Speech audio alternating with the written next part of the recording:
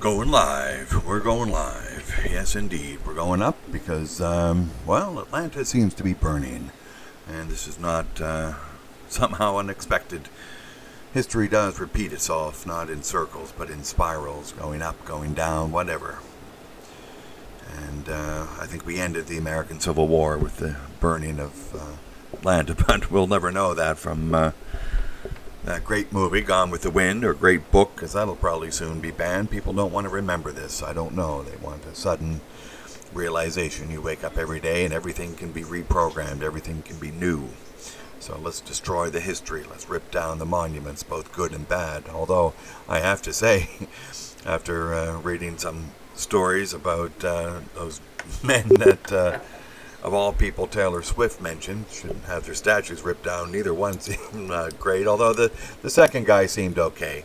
He seemed to have a little bit of, reconsideration of the issues, and some redemption seemed to happen. But the first guy was nasty and caused great trouble and harm.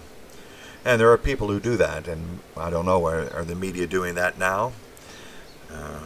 But we have Atlanta trouble. The chief of police looks like did the right thing. Resigned because it's not clean one way or the other, but it definitely backshooting is not acceptable. I'm sorry, the guy's running away. Okay, he shot while running away. I saw the video. He shot the guy while running away with the taser. And so he was unarmed, right? He was unarmed, and then boom, boom, boom. Why the hell would you shoot a guy who's running away from you? Backshooting is not good. He didn't have a weapon. The taser's not a weapon. Against two cops anyway. One cop gets it. The other cop's got a gun. So just hold off. Relax. Let him run home. Why not? Why not? This raises a whole lot of questions. The guy was running. You had his car. You had his license. You know where he lives. Like, what the hell? Where it's any sense of community. There's zero sense of community in Atlanta. And this may have been, caused by the suburbanization of cities and the movement. First the urbanization and then the suburbanization, how to destroy community. And I'm reading now in the live chat. Welcome to live chat. Remember to guard your privacy and abide by our community guidelines. Well, they ain't community guidelines. They're coming down from on high, right? These are dictates. What members of the community have been invited into these guidelines and have control over them. Well, apparently nobody. You got to work for the company. So this is company dictates, and they call it community guidelines. Well, there's a destruction of language, and we don't any longer, know what a community is.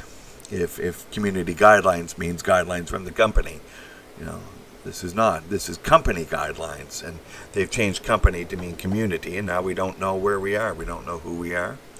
And some man freaks out. He balks. He was pretty reasonable up until the very moment that they were going to put the handcuffs on him, and you wonder, why did he balk just then? Why did he suddenly become from, a pretty reasonable guy into, I got to get away at all costs? And I'm just thinking, I'm putting myself into, someone else's situation maybe, and I'm saying, at some point with the media coverage of the George Floyd incident, the last thing people want to do is be handcuffed by the police, especially if you're black. My God, that's the last thing you want to be, isn't it? You think about it. And you just stop. Fucking stop and think about it. And say the last thing anyone wants to do is be handcuffed by the police. At this point. Okay, maybe the stats are saying, okay, overall, but we don't know anymore because, they lie about incidents, The guy in Buffalo tripped. Well, no, he didn't. He was pushed. So here we have manipulation of statistics on the ground. They lie. Right? So, and they get paid. They have people. They have statisticians and people to twist things, and they get paid lots of money every year to make sure the stats look good. So it's hard to tell. But one incident in the public mind, elevated so high. Yeah. Who wants to be handcuffed by the American police? Anyone? Hands up. Put your hands up.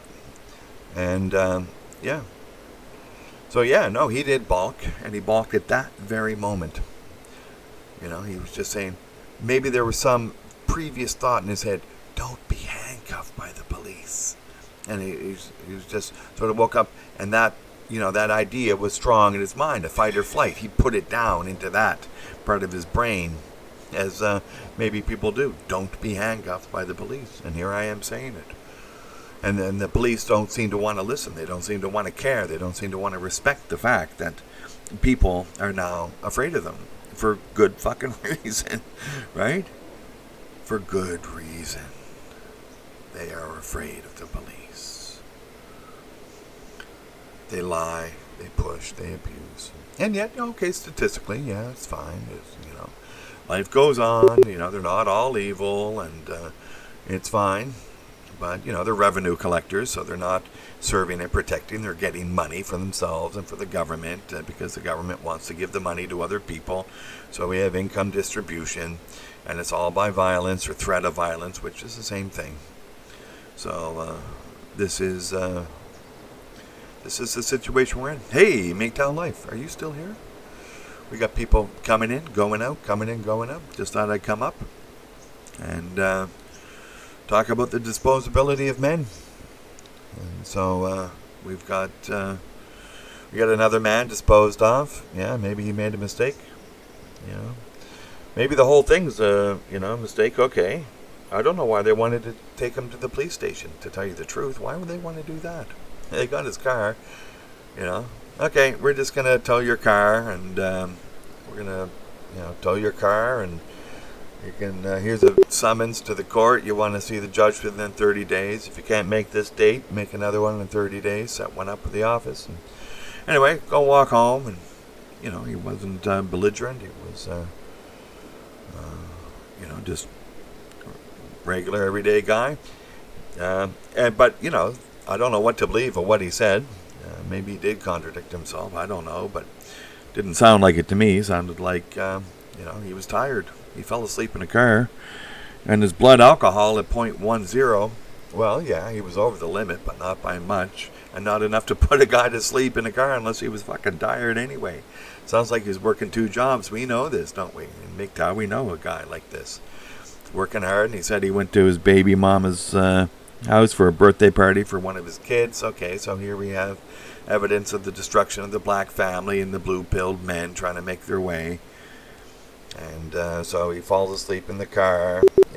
Obviously he's in a lineup to get food, so he drank his drinks on an empty stomach. So, maybe he had 1.5 drinks, maybe it was 2. And then suddenly, goes right, maybe he was perfectly sober when he started driving and hit him in the car. You take 2 drinks on an empty stomach, yeah, you go over. And you don't know you're over at all.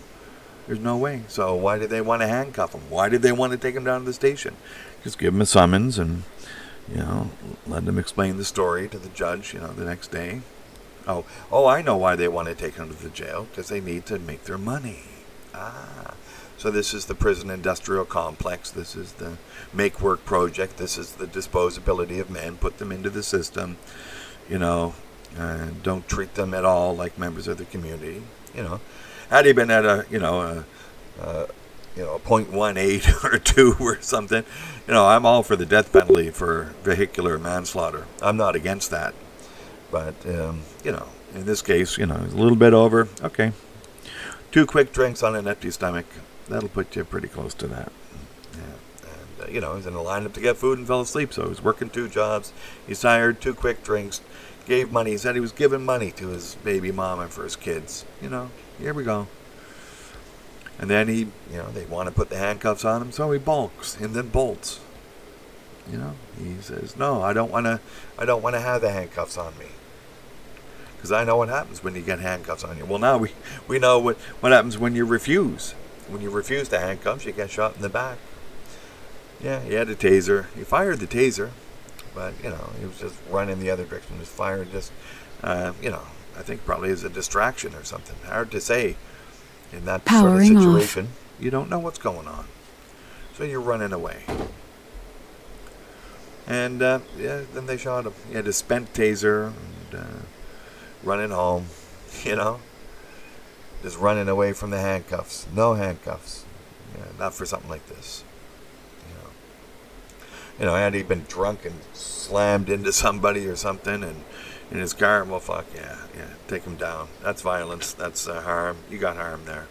All you had here was a potential harm, and it may have been accidental. There was no intent to drink and drive, maybe, or maybe there was. I don't know. What happened? Well, this guy got shot in Atlanta, Aggie, and there's a video out there. It's a 6-minute video. Maybe I should have downloaded it and I could have played it.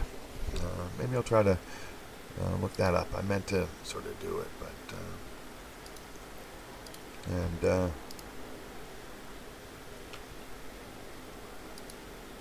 history. There we go. And he blew the test, and the cops did a good thing. They had the camera, the body cam, and it recorded the reading from the device, and it was at 0.102 or 106 or something. So 0.10 and 0.08. I don't know. When I was growing up, that was the number. It's you can't be blowing over than that.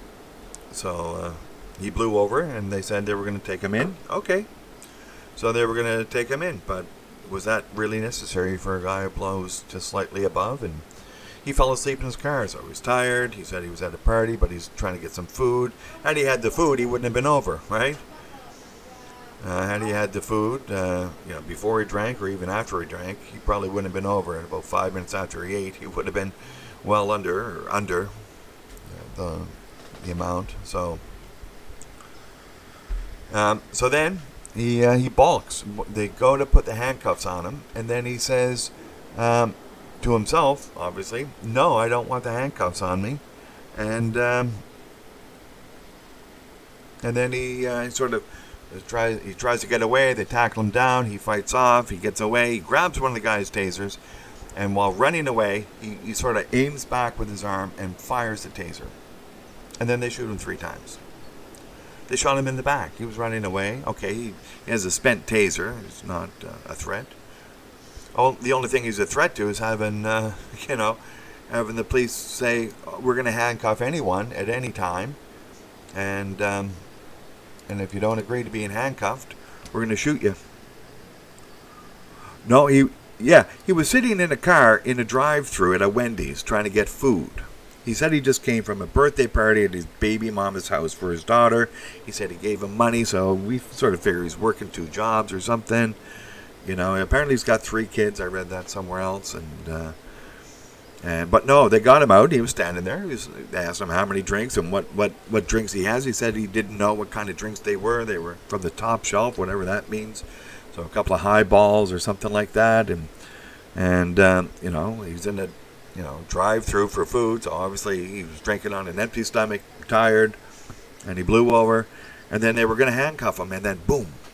The minute they were going to handcuff him, that's when he went, "Oh my God, I don't want to be handcuffed." I don't know what was going through his head, but you look at what happened to George Floyd. The minute they handcuffed him, then they threw him down on the ground a couple of times, or didn't throw him, but let him fall to the ground a couple of times. Then shoved him in the car, and then they say he was resisting arrest in the car while being handcuffed behind the back. None of this is making any sense to anyone. I've said it reminds me somewhat of that Monty Python skit of Black Knight and King Arthur. Yeah, you see? The video's out there, so we can sort of see what's happening. And, okay, it's not the best of situations, but for God's sakes, where's the community? It's gone. The guy doesn't want to be handcuffed by you. Just, I don't want to be handcuffed by you. Give me the fucking summons, and I'll see the judge. I'm sorry I blew over. Right? I'm not drunk. I'm here trying to get food. I'm working real hard. I'm a family man. Just fuck off and I'll go see the judge. You got my car. I'll just walk home. No, they won't do that. They want to press it to the max. And that's what they're doing now. The police just press to the max. They press to the max. They press to the max. Get as much as we can out of every fucking man. Put them through as much of the fucking system as we can get them through. Make as much work for our friends in the police industrial industry. The police industrial complex. social workers, parole officers, judges, bailiffs, sheriffs, police. They all have to have their cut. Yeah. Yeah. Yeah. No, backshooting is, I grew up sort of, watching Westerns, and then I got into reading Louis L'Amour, and backshooting's wrong. It's just wrong. The guy's running away from you. He's not armed. He's got a spent taser or something. But, then you hear other stories, and, just obvious setups by the cops. They get a taste of power, and absolute power corrupts absolutely. And in a moment, before the body cams, there was basically absolute power. Now it's slightly better. But, there's no sense of community here at all. There's just put them through the maximum of the system. Every time, maximum of the system. Maybe it's just black guys. I don't know. Maximum of the system. And this is the problem. This is the disposability of men. This is why you have to make Tau Ghost level 4. They will take you and bring you into the system. Sometimes women are the introduction, right? Or the gateway into the system. So you do not invite the government into your bedroom. But sometimes it's, you make a mistake. You fall asleep in a drive-through looking for food, and you'd had a couple of drinks. You blow positive. There's your gateway into the system. So, he made a mistake. He invited the government into his life, right? If you walk the narrow line, then you're fine. But if you move off, there's no community. There's nothing. Let's take the guy in. Maybe he's got something to do, after this. No, we're not going to let that. He's not harmed anyone. And drinking and driving, was he? Well, I don't know. He blew over the limit, but not by much. Did he mean to? Was there a mens rea? No, probably not. Yeah, the chief of police resigned, and probably rightly so. Backshooting is something I don't think even a decent cop wants to say. Yeah, I got him. I shot him in the back. What the fuck is that? You want that on your resume? It should be on the resume. All cops who have shot anyone in the back should have it in the resume. And then we can click on it and go, oh, well, the guy had an AK, and I shot him in the back when he was running for a better piece of cover. Oh, okay. Yeah, the chief of police resigned. And in disgrace, the whole thing is a disgrace. It's, it's a disgrace the way they treated the man. And then shot him in the back. Sometimes, you don't need to go all the way. He didn't look like a gangbanger, and they ran his license through. And this is another thing. They ran his license through, so they knew, that links up into the police system. So they knew whether he had priors or anything. And they didn't seem to be concerned or mention it. They didn't take any extra precautions.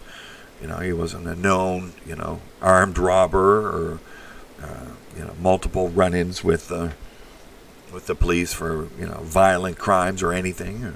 So they didn't appear to be on their extra special guard with this guy. So, maybe they did. Maybe it came up. He was asleep in his car in the food lineup in the drive-thru at Wendy's.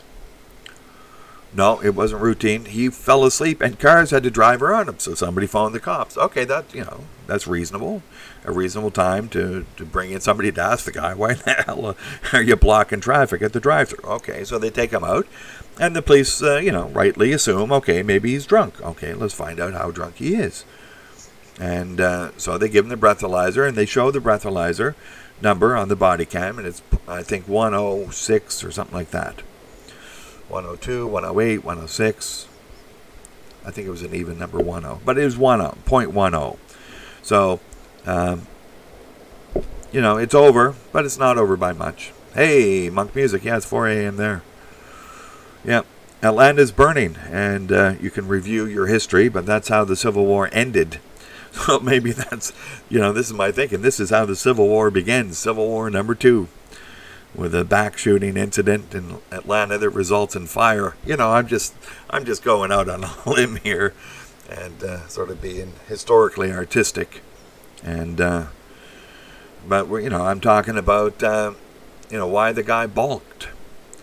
He balked at the last minute. He was pretty reasonable the whole time through, getting the breathalyzer, no problem, no belligerence, no nothing. And then the minute they went to put the handcuffs on, he said, "I don't want it," and they bolted.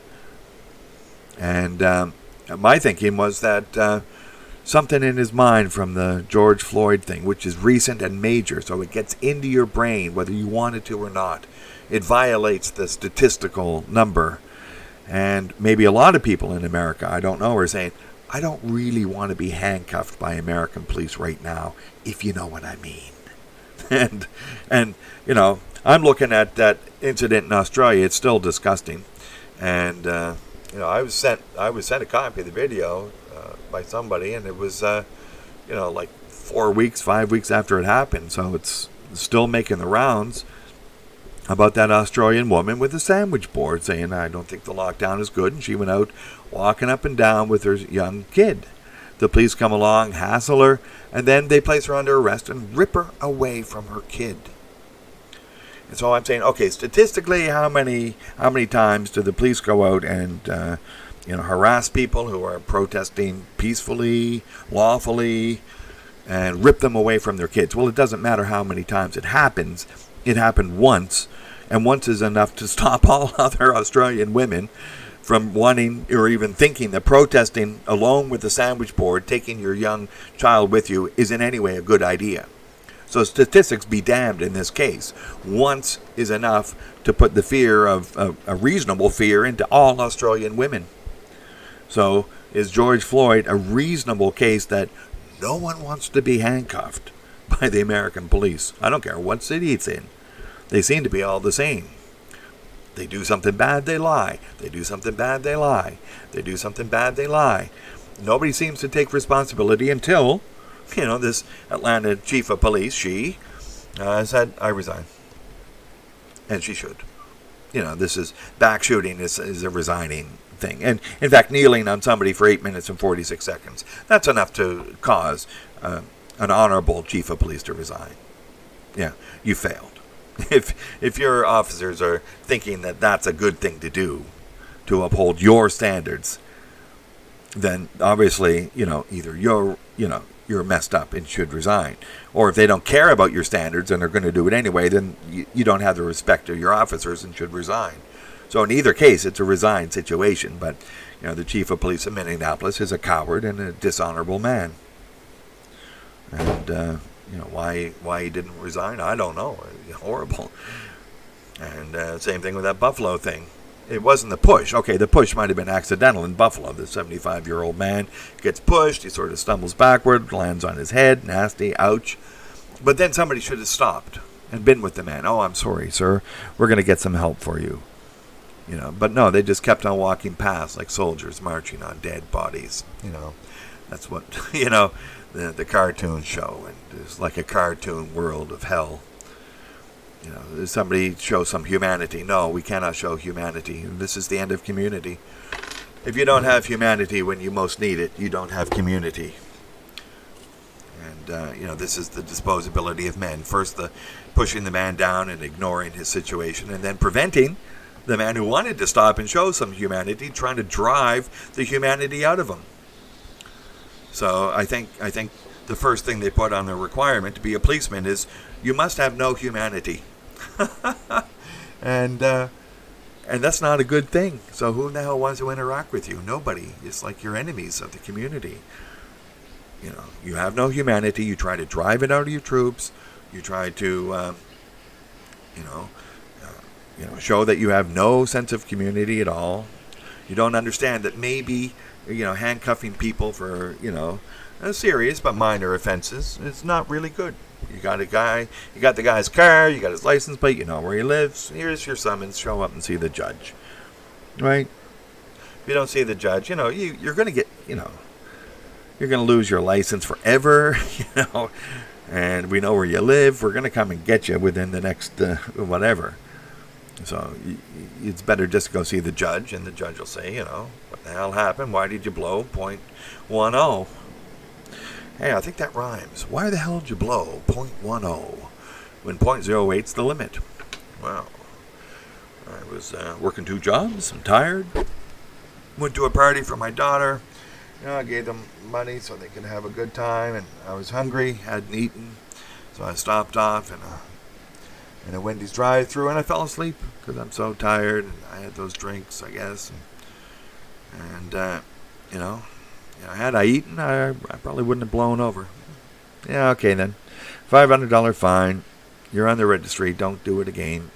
You're on probation for a year. Next.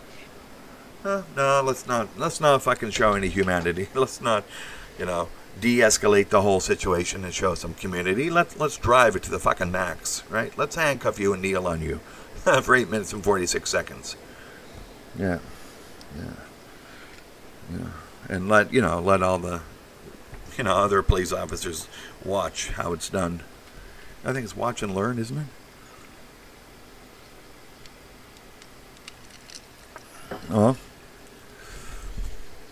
Yeah, beat cops.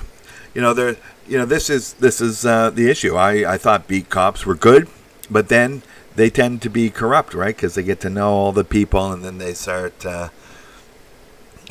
putting the pressure on them for corruption. That was the trouble with beat cops.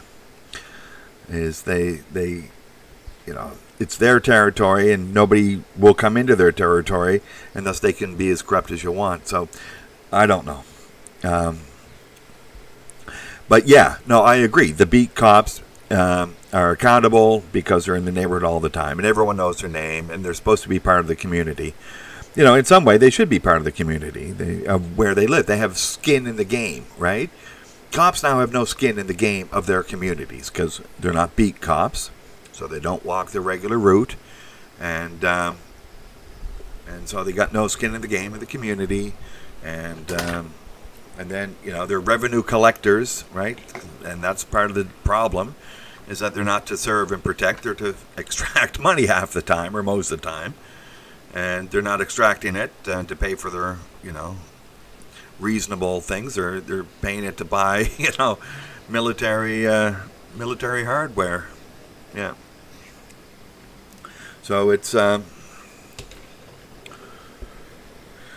yes, it's... yeah,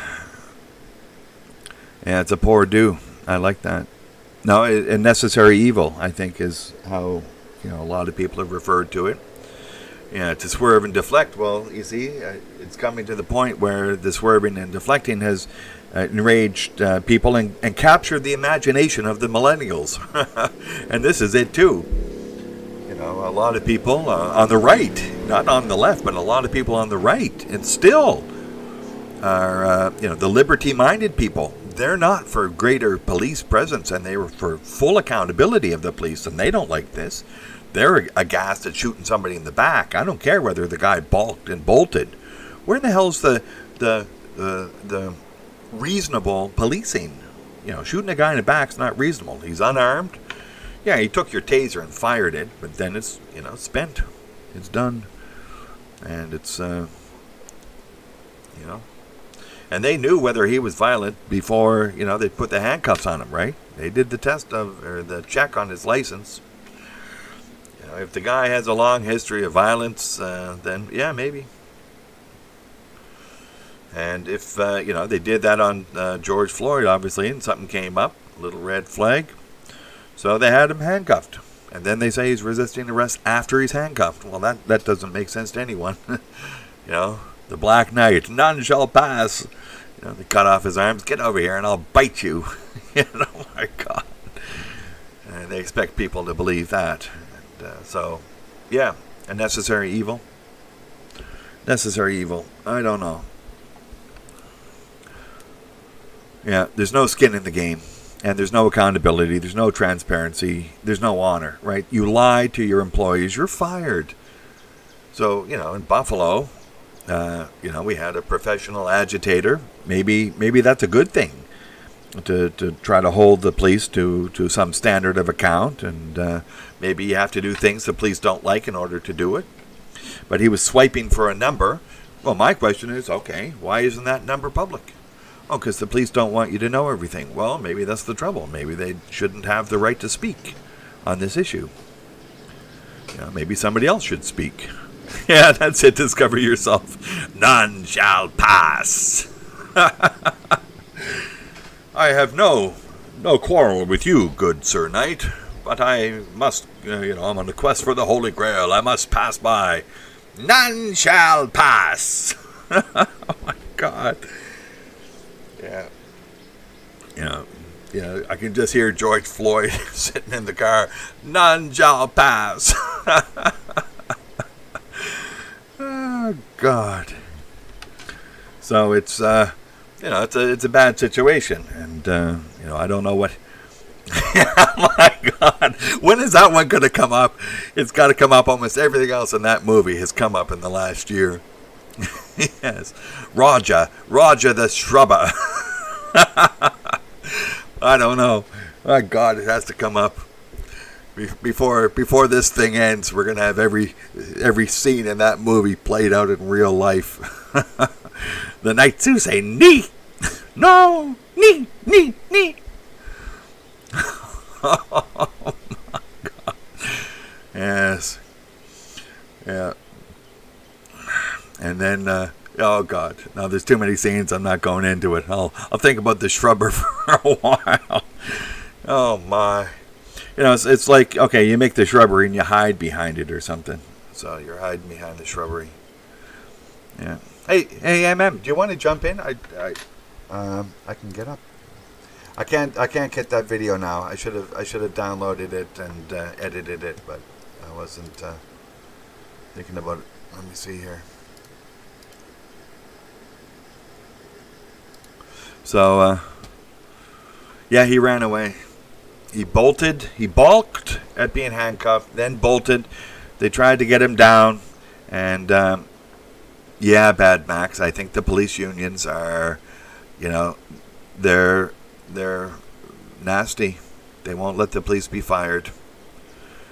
Yeah, they're corrupted by power, and the police unions are attempting to. There's no question the police have a bad job, and maybe it shouldn't be seen as a lifetime job. You go out and you do it for a few years, and then that's it, and everyone has a turn.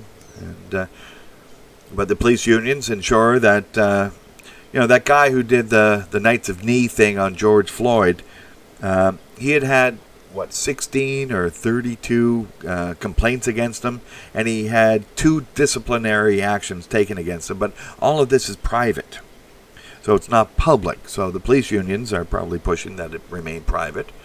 But this is ultimately bad governance. This is not best practice. And so the police unions are preventing best practice in terms of governance. So they're concerned about the income and everything of the police, and that should be of concern, but it's in a basket of other concerns. And the employers have a right to know what the employees are doing. And the employers are the people who pay the salary of the police. And those are ultimately non-police. So non-police should know what police are doing. And so if you get a black mark, we see it. And it's all up on the web now. You can put it all up on the web, or it can be on the web. It's not, but it should be. That's what I'm saying. It can be. It can be up on the web, and so just put it there, and people make their decision. How bad is this cop?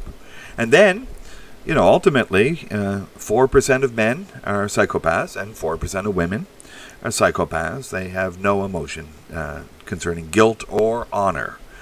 And so that makes me question the chief of police of Minneapolis. Is he a psychopath? Apparently, yes. He's got no honor. He doesn't see what other people see, that you failed, and you failed miserably. And, the honorable thing to do is resign.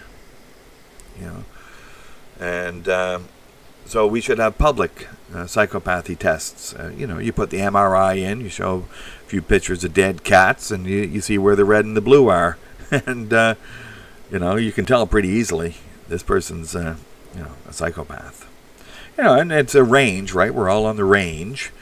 Some people are more empathetic than others. And, but If you don't care, then it comes out in the MRI. If you're borderline, okay, you can be okay. And it doesn't, just because you're a psychopath doesn't mean you're a bad person. If you're aware of it, you can still do good things. Yeah. Yeah. That's right. Take it from the police pension. If you're doing bad things that cost the taxpayers money, what the hell are you doing still working? Why are you getting money? You fucked up.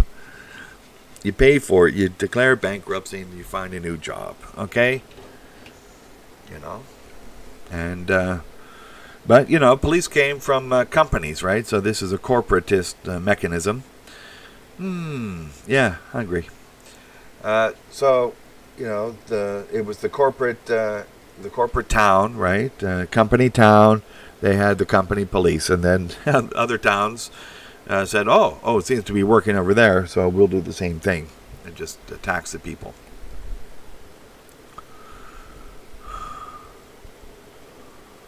Oh, for God's sakes, MM, how am I supposed to understand that? And I'm HOR ***. What the hell is HOR ***? UpsideDownText.com. Upside down. There we go. UpsideDownText.com. Yeah, I missed that. I don't get everything. Yeah. Nobody gets everything. Yeah. Yeah. Yeah, the right to strike. They took that away in Canada. They don't have the right to strike. So they don't like it, they can quit. But, then we have the problem with the pensions, right? Some of it's the pensions. I say take the pensions away because that breeds corruption. You're worried about losing your pension, so you just shut up. Don't rock the boat. Rock the boat, baby. Don't tip the boat over. Got it. Yeah, well.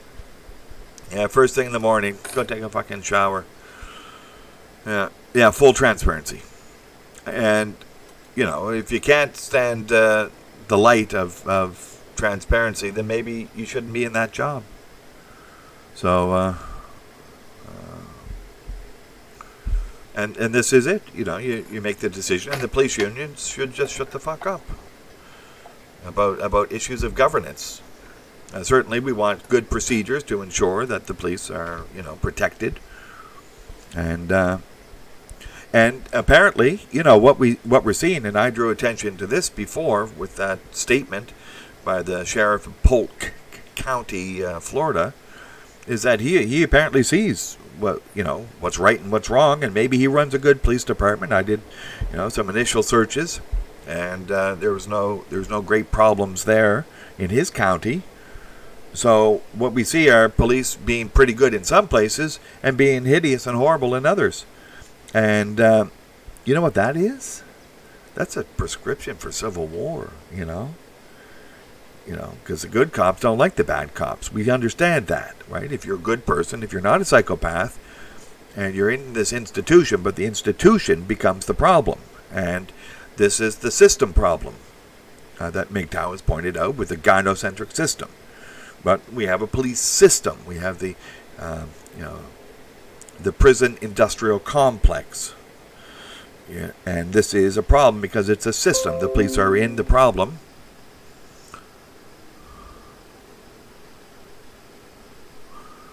What? Get out.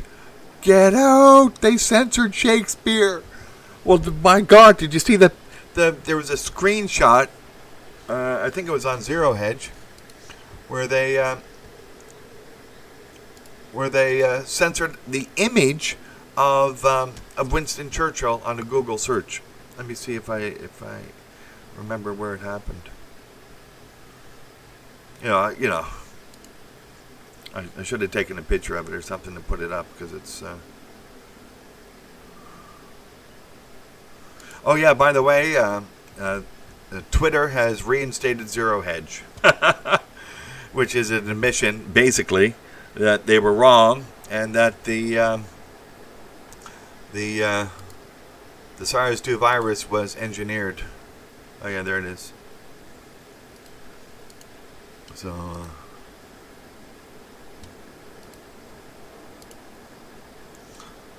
Let me see if we can just put it here. Whoops.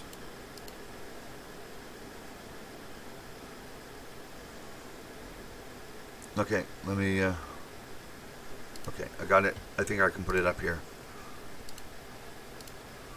Okay,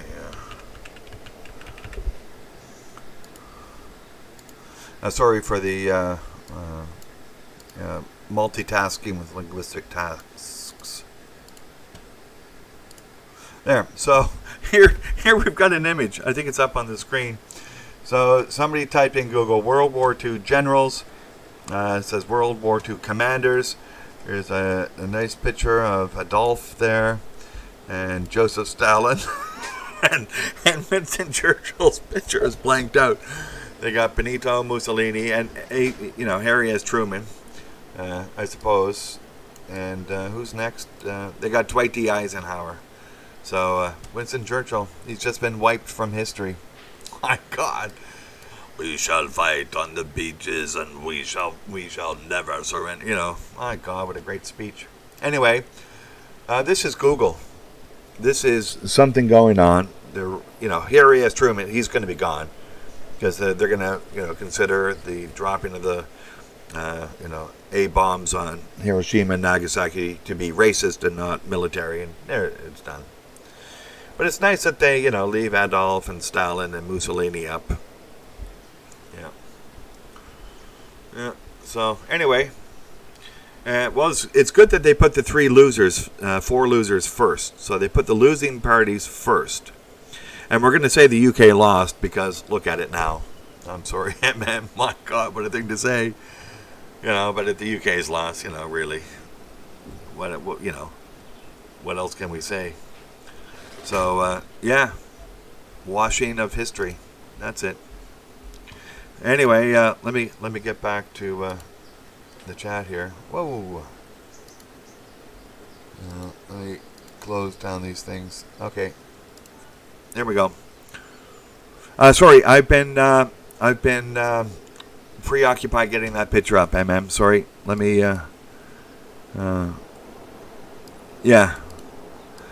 Ford set up Hitler's tank factories. Yeah. But I do have a question whether it was just the subsidiaries or whether Americans were actually involved in doing that. Yeah. Bad Max, there's a smart move. Yeah. And you want to separate yourself as much from this insanity as possible. I agree. I have received an error. They're attacking the stream. They are doing something. I just showed the picture of Google attacking history, and then they attack the stream. Oh my! I think we're in the shit show. Yeah, we're in the shit show. And it's growing. It's growing everywhere. Yeah. Okay. Now, I'm up here. Let me do a video call to you. Let me just. Okay.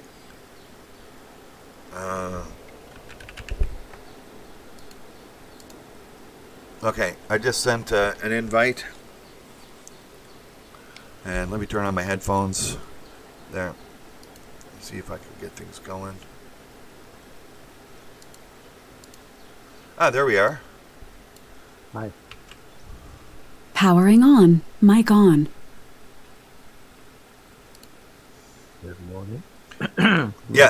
Yeah, there we go. I can hear you now. Great. Let me just switch the sound off YouTube.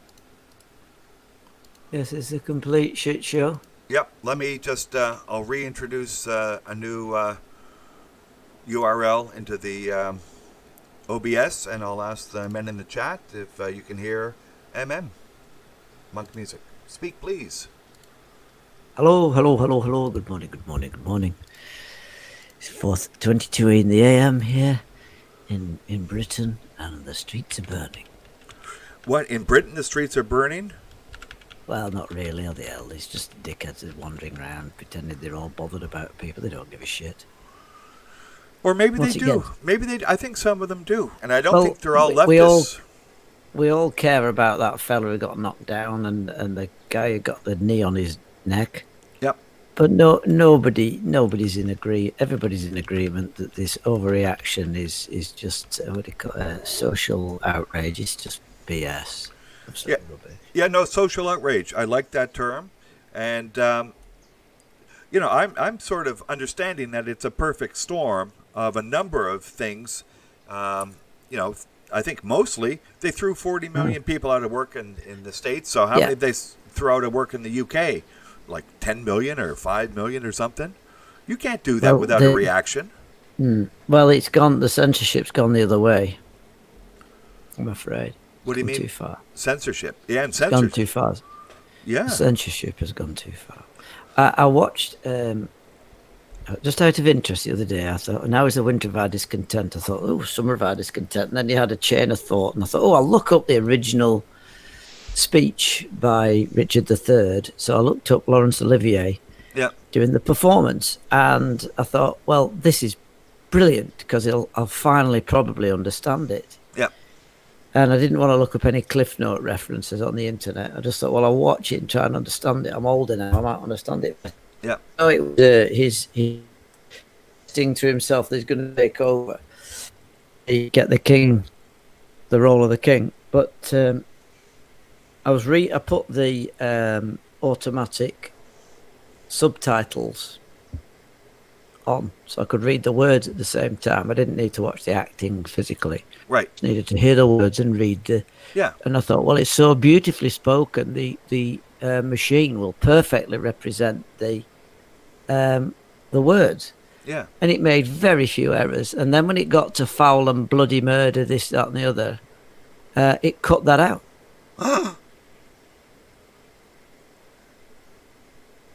So it's there for everybody to watch. It cut out bloody something or other. As soon, so I'm surprised that it just didn't replace the foul and bloody murder with rainbows and lollipop world. no. Well, that means one thing, that we are speaking, but who's hearing words? All the words. Yes. So it's definitely going through a filter, and it's real time. Yeah. So you multiply that up. You control the frame, and you control mind. Somebody was asking me, why is it important to have good grammar the other day? And I explained. I said, well, if you don't have a frame of reference, you can't, you make the entire world miserable because there's no sense of humor, because you can't, humor is based on a comparison to a frame. Yeah. You break the frame, you get the humor. Yeah. Well, if you collapse the frame, you have no humor.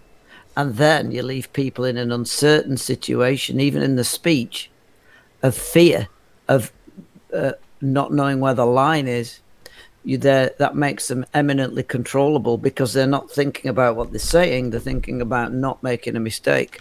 So we're controlling the language, and it's a lot more insidious than you would first expect. To mean. So for example, meaning you stated this many times. Meanings of words are being hijacked, and it's a terrible thing because speech is such a central core to your existence that it's the speech that it's far more than a freedom thing. It's an actual control. I mean, Grammarly, for example, taking out the independence of your own grammatical thought. Yes. We're being weakened at every turn. Well, you've sort of alluded to this, but it's sort of, I basically sort of got it at a more, well, want of a better phrase, at a cellular level almost. That, my God, if they're going to censor Shakespeare, we're going to take the framework away. We're going to take the history away. What are we left with? Cavemen. Sorry, cave people. Thanks for ending it with a joke, but that's an incredibly deep and powerful thought. I'm trying to take notes here. I like at the cellular level. I'll leave that for now. But it is at this basic level that they're doing it. It's a destruction of framing at all instances. The framing of history, as I wrote, the framing of the destruction of grammar, the framing, as I said, of the meaning of words, and the rewriting of history. The removal of our great literature, which is truth in a holistic, artistic sense. All of this is. So you take away the frame, but you don't offer a replacement. And the humor thing, was especially important, I think, because if you don't know that what you say is either funny or not funny, you become afraid to say anything. Correct. Oh my God, I don't know whether what I'm saying is funny. Nobody's laughing. It's laughable. It's laughable. There you go. Yeah. So, and with the kids the other day, one of the kids asked me, why do we have to have these rules? And I said, all right then. So I gave an example of a pun, and the kid laughed. I said, all right, now you know how a frame works. If you don't have a frame, you've no control over what you say. If you have control over what you say, you can express yourself clearly, you can communicate, you can have a wide variety of experience. You know how to use the language in different formal registers, and you can be you can learn because you can ask questions. If you then take away the frame, you can neither ask questions, you cannot understand, you've got a reduced number of people with whom you can work. You're basically stuck in a tube. You are physically and biologically, by the way, affected. Because if you are stressing if you're thinking about what you're thinking, leads to endocrinic response. And your endocrinic response affects your health long term. So this is this is the first domino of both affecting your health negatively. Freedom feeling is a positive, healthy feeling. Uncertainty and insecurity is extremely bad for your health. Yes, it is. And it will kill you. Yes, it will. So, and you might say, well, this is all ridiculous, blah, blah, blah, blah, blah, take it to the nth degree. You try having a sleepless night, worrying about something, and then go and see how well you do your job. And then when your job collapses, see how well you feel then. Yep. And where does it all start? With that nagging doubt. The nagging doubt that's on your mind all the time. Did I do this right? I'm not sure. Yes, it's the doubt, isn't it? The doubt. And all that, and all that comes from the controlling, the breaking of the frame, the breaking every single frame and replacing no frames. So nobody knows where they are. Nobody can communicate. I can't talk to a black guy can't talk to me. A Muslim can't talk to a Jew, and so it goes on. There's all this, what do you call it? What do you call a silo? It's all this siloed thinking. Yep. It's disgusting. It is. It's absolutely disgusting. Yep. So and this is why some people say, well, go out and meet somebody you don't know, go out and talk to somebody from a different culture. Absolutely, 100% the right thing to do, isn't it? Go and communicate with somebody, make the frame, be the frame, and yes. That's what you have to do if you want this to work. You're gonna. I know this sounds a bit hippie-ish, hands across the world. This is why these chats are important, because God damn it, it's terrible. Anyway, when I saw that with Shakespeare, I thought, well, my job's fucked. Yeah, really. Job's fucked. I mean, if Winston Churchill not allowed on a picture. Yeah. The worst thing he did was to allow Coventry to be bombed. Nobody seems to care about the fact he allowed 20,000 people to get bombed to shit. Yep. And he had to make that decision. He had the balls to do that. He couldn't release that they had the Enigma, right? That was it. Correct. Because if he'd have let that go... I mean, the worst war criminal was the guy who sent the 1,000 bomber raid over Tokyo. He should be scrubbed out of history, that bastard. But nobody talks about him because nobody knows about it. Well, this is the problem. It's the system that takes over. The war was engineered by the powerful clique under the Meiji Restoration. They made the emperor a puppet, and then they disposed of the internet. I just got a message that OBS reconnected successfully, and I'm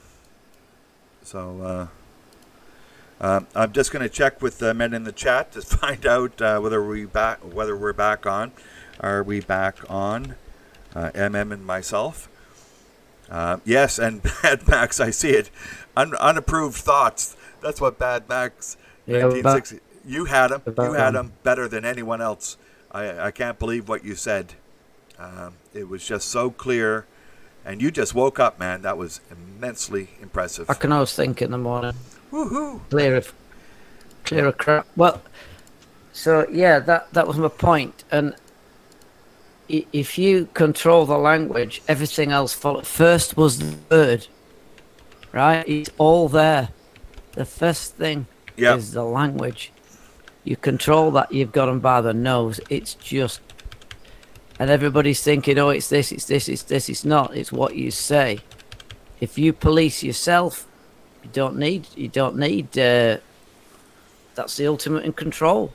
People self-inflicted control. Forget the RFID chips. Yes.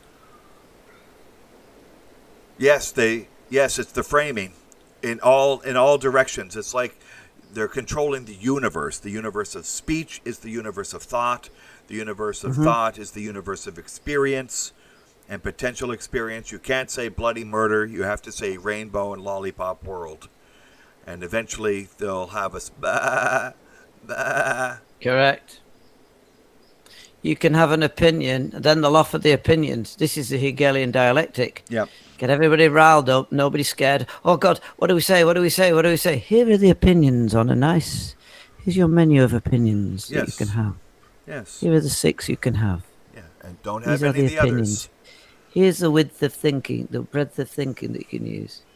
Here's the vocabulary that you can use. We'll reduce it so that there's no nuance. Yep. We have you. Fuckers.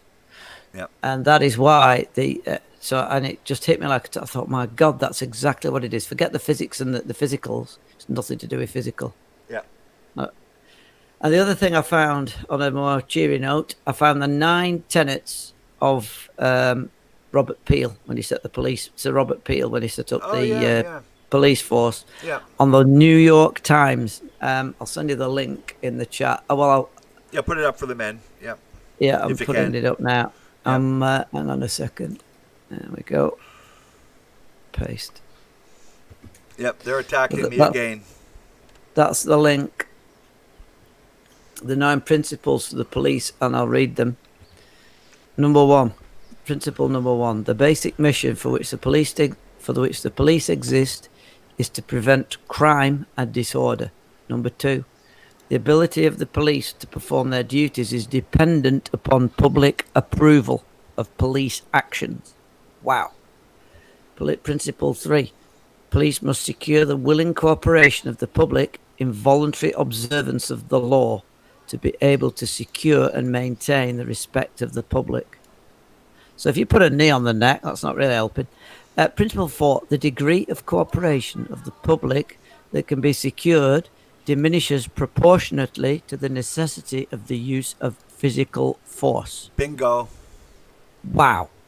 Right there. Wow. Yeah. Principle 5: police seek and preserve public favour not by catering to the public opinion, but by constantly demonstrating absolute impartial service to the law. So they'll lie whenever they need to. Oh, no, sorry. Well, that's the what wrong it says, thing. Absolute impartial. Well, they had to demonstrate in those days. They had to demonstrate if they put their hat on, that means their light was on. And if they acted as a policeman with the hat on, fine. If they acted as a policeman with their hat off, they were in deep shit. Yeah. It was absolutely control the police, because Peel knew that you're only there by public invitation. Right. Number 6, police use physical force to the extent necessary to secure observance of the law or to restore order, only when the exercise of persuasion, advice and warning is found to be insufficient. So, Mr. Floyd, you're sitting down, you got the cuffs on, and you're causing us no trouble. Let me kneel on your neck. Yeah. How's that work? No, bastards. Yeah. Fuck it. Principle 7. Police at all times should maintain a relationship with the public that gives reality to the historic tradition that the police are the public and the public are the police. The police being only members of the public who are paid to give full-time attention to duties which are incumbent on every citizen in the interests of community welfare and existence. In other words, they are civilians who just spend all their time thinking about what is right. Yeah. And no, you can't disagree with Principle 7, I don't think, in any way. The main one's number 4. The main one's number 4 so far, which I'll go back to. Yeah. Police should always direct their actions strictly towards their functions and never appear to usurp the powers of the judiciary. So, Mr. Floyd, we think you're guilty. We're going to kill you. Yeah, right. That's it. Right there. Principle 9, the test of police efficiency is the absence of crime and disorder, not the visible evidence of police action in dealing with it. Now, what do we hear all the time? Seen to be done. We don't want seen to be done. We want done, and we know nothing about it, so that the status quo of peace and harmony is maintained. Yeah. So these principles, they're fucking guides for life. They're just brilliant. Well, number 4, the degree of cooperation of the public that can be secured diminishes proportionately to the necessity of the use of physical force. And what we look see, what's happened. Look what we're seeing. Yep. You couldn't, if they'd have had this at the forefront of their training, there's no way in God's green earth, because remember, in the 1850s, there were tons of riots in Britain, loads of riots. There's been the Irish with the what year was the famine? It wasn't then, but hang on a minute. What year was the famine? Potato famine, Irish.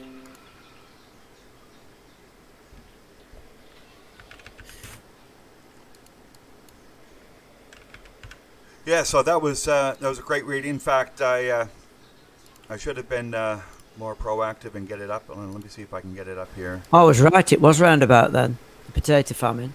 Okay. When the British government let millions of Irish starve. Yes, that's right. So, and that's why they immigrated to America. We had we had all sorts of social unrest till the police arrived. So here's the New York Times description of what MM just read. I put it up on screen here. We see the 9 principles, number 4, and this is what we're seeing. The more physical force you see means the less degree of cooperation from the public. And so eventually you get a 100% police state and you get zero cooperation, and that's why the Soviet Union fell. Because they had a 100% necessity for the use of physical force and zero cooperation. And so, yeah. And interesting, at the same time, we've got extra physical force by the bastard squad, police force. And bearing in mind, police comes from the word politics and polite, but hey, let's not get into that. Just bear with me. Let me get my book. I have a book from 1889. Just a second. Holy shit, he's got a book from 1889. Quick, send somebody over to his house. He can't have a book that old. It's paper. Please, arrest him. That's history. He cannot have history. Remove that man from history. So, anyway, yeah, Pat Fax, you just said it. Yeah, erase history. Yeah, that's what they're doing. That's the framing. That's part of the removal of framing, so that they can switch history and switch what you think at a moment's notice. Oh, this way, I'm supposed to think this today. Oh, that way, I'm supposed to think that way today. You know. Yep. Yep, this is 1984. Big time.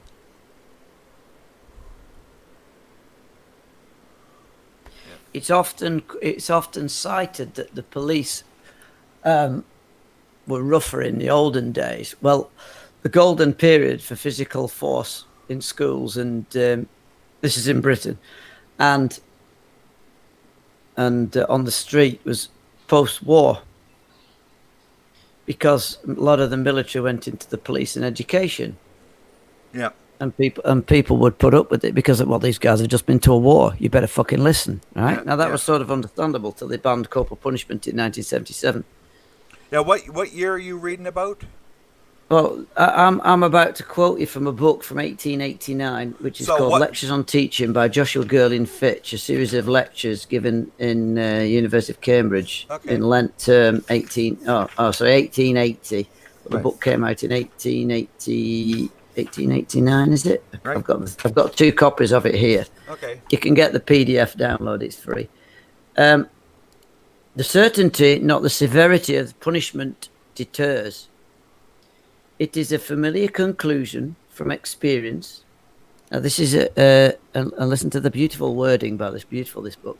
It is a familiar conclusion from experience that in a school, as in a state, it is the certainty rather than the severity of a punishment which has a deterring effect, which yes, means frame, yeah, right? Doesn't it? If it's the certainty, there's comfort in certainty. yes, there is. Therefore, no stress. Now, if you know you're going to get clobbered, you're not going to fuck about, but you're going to know where you stand, basically.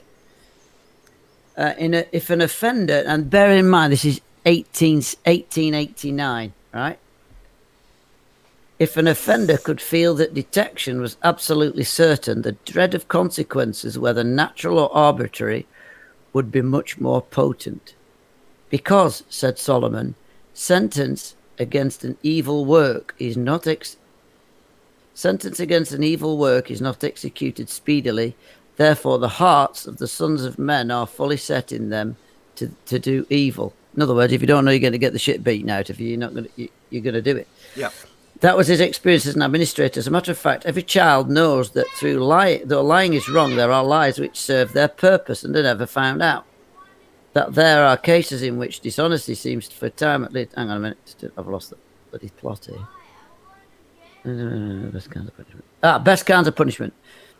Oh, corporal punishment. Here it is. Yet we must not omit a brief reference to corporal punishment, the ultima ratio, which means the ultimate level of punishment, of the puzzled and baffled schoolmaster when all other means fail. Shall we begin by denouncing it altogether? I think not. The punishment of the body for certain offences is nature's way of discipline, and it is not necessarily degrading to the young children, nor into blah, blah, blah, blah, blah, blah, blah, blah, blah.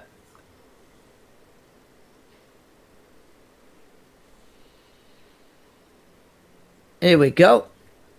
Never inflict corporal chastisement for intellectual faults, for stupidity or ignorance. Reserve it exclusively for vices or something morally degrading. Never inflict it while under the influence of heat or passion.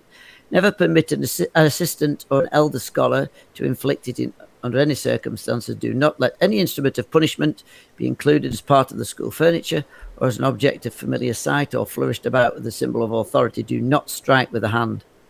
Yep. On this whole subject, I like that that you don't inflict corporal punishment for an intellectual infraction. So exactly. Thought crime should not ever have the threat of violence hung over it. Correct. Now that's 1889. They were onto it then, and ally that to the principles, and don't tell me that the Victorian times was not a socially aware time. Now they might have had whores down every street, but they were trying to put a frame in. Yeah. A framing for society, and we've lost that, and that's a disaster. It's a catastrophe. I haven't got the facility, I don't think, and I can express myself incredibly clearly when I get going. I haven't got the facility in English to say how bad where we are right now is. Yeah. In fact, I've just collapsed my grammar. well, actually, I'm going to suggest that while there is a written grammar which is pretty hard and fast, spoken grammar is much more forgiving, and so yes, it is. Yes, so, it is. I'm just going to try to link up what you were just saying about the destruction of framing in basically every respect with a demoralization, because we've spoken recently about a demoralization of the West as a total, and I think this demoralization comes from, in part, a destruction of all framing, destruction of standards, however we want to think about this framing, and I don't think we finalized our understanding of it yet. But Yeah, there's a demoralization attached to the reduction or destruction of framing, and this leads to moral infractions, both individually and as a community, and it just basically leads to a lack of direction. So there is no direction to the West other than internal destruction, because it's really not going right. And the police are not helping because they've failed to abide by Robert Peel's very lucid and clear principles. And basically, they're just adding fuel to the fire on top of a fire of putting, I don't know, millions and millions of young people who are already unhappy about the world because they were treated like snowflakes, a lot of them. And then they got out into the workforce. There's nothing there except working for a rage bait or clickbait type of purveyor of untruths. So yeah, no, there's a perfect storm of absolute destruction of the West. Bye-bye. You've disappeared out of the hangout, by the way. My picture has, but can you hear me? That's true, but you're dropping out all the time. You've been greyed out. I see I've been grayed out.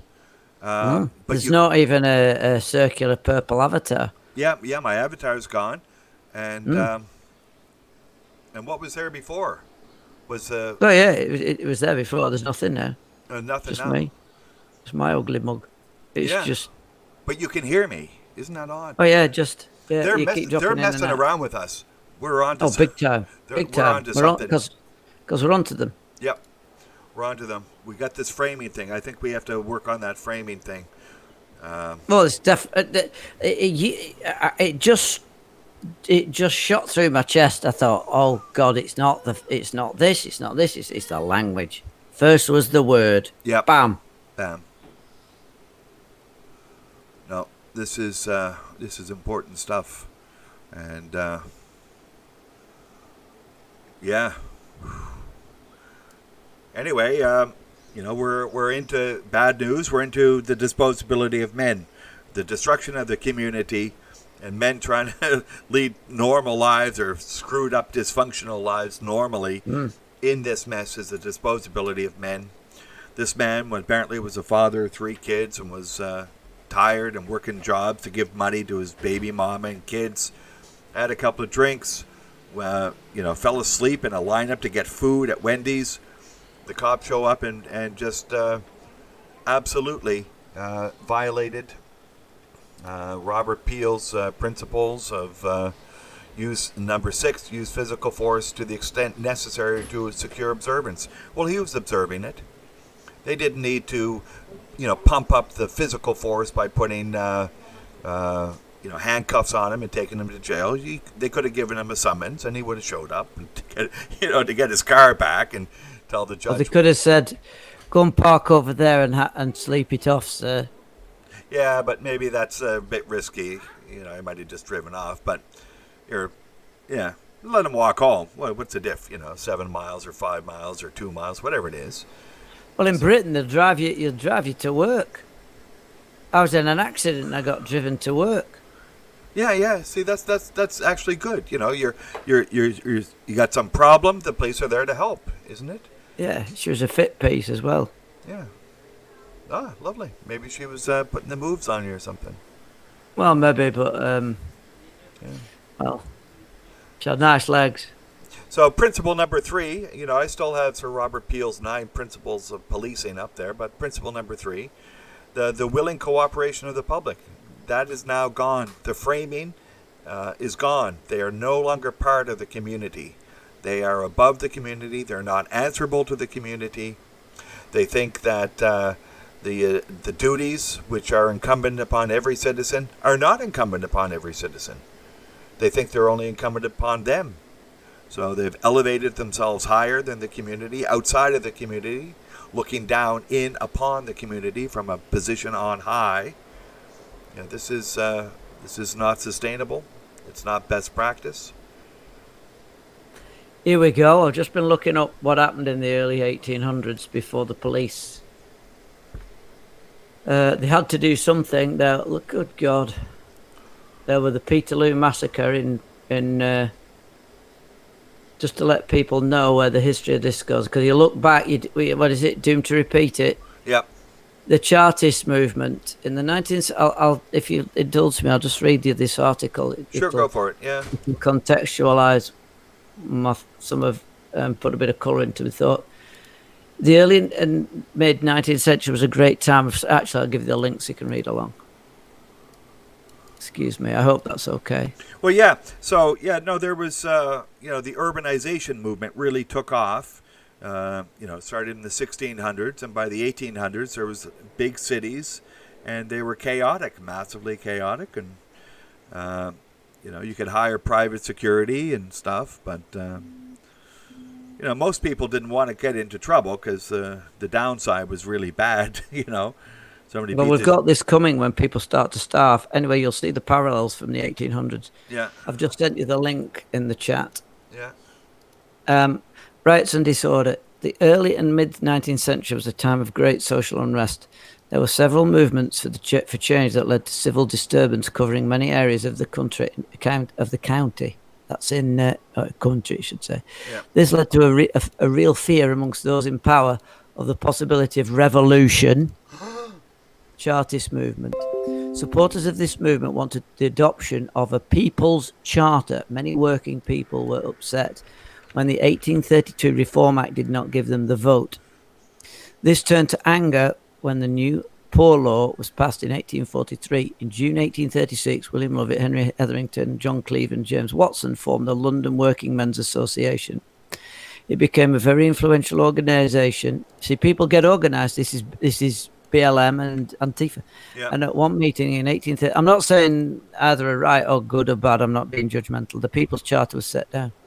The Charter wanted to see reforms that would provide more equality and give the ordinary man a say in the way the country was run. There were 6 main requirements: equal electoral districts, abolition of the property qualifications for MPs, universal manhood suffrage, basically votes for men over 21, annual parliament. See, a lot of people don't even know what suffrage is. Annual parliaments, vote by ballot, the payment of MPs. The Charter gained much support. The 4 main leaders strongly opposed the use of violence. However, in November 1836, Fergus O'Connor joined the London Working Men's Association. He was highly critical of the strategies of the moral leaders and spoke of his willingness to die for the cause and lead people to death or glory. In a speech in Manchester, this is what you do. He said that if Parliament had not granted the Charter by 29th of September, there would be violent action. No. Sorry. There should be violent action. So he called for it.